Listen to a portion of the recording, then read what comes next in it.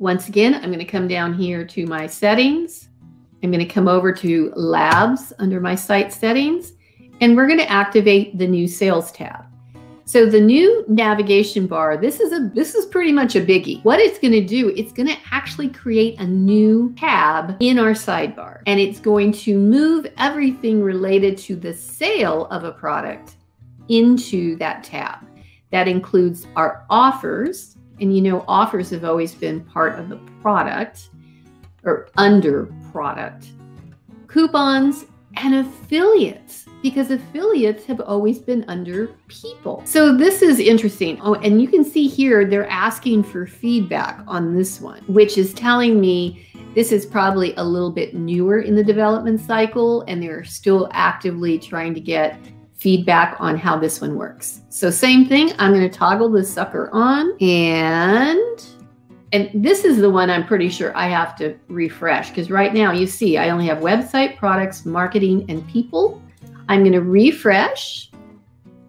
There we go. Now I have sales. So where offers used to appear under products, offers now appear under sales. I click on it and there we go. So what we have are offers, coupons, and affiliates all under this particular tab.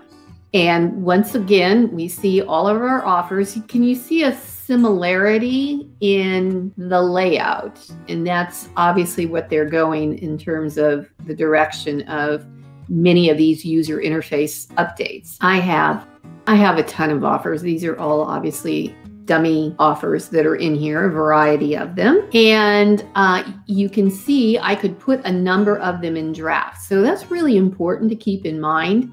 If you got a ton of offers and some of them are old, like you had a founding member launch, but you're not using that price for that offer right now, you might want to set it in draft and just kind of clean up your publish, because you're not going to offer a founding member launch a second time for that particular product. So you have published, draft, and all.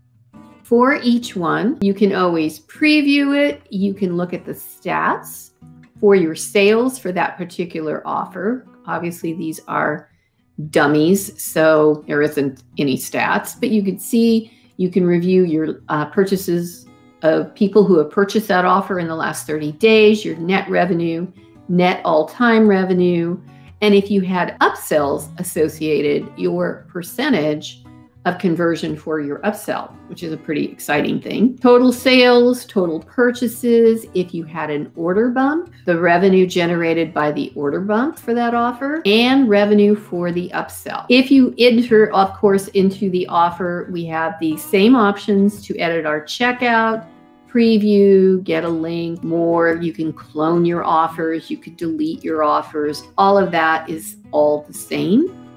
And again, here would be your upsell and any other automations that you want to set up. Coupons now are managed under this sales tab. You're viewing the new coupons page. See, I could turn it off to go back and look at how it looked before. See, this is how it looked before. And you see here, we're rolling out a new look. I can try it out. This gives you a really good exposure to what it looked like, versus what it looks like now. Single use, it gives you a look at your single use coupons. It gives you a look at just your bulk coupons. And if I click new coupon, again, different interface. I can put my coupon code, the same information that is here in the expiration dates.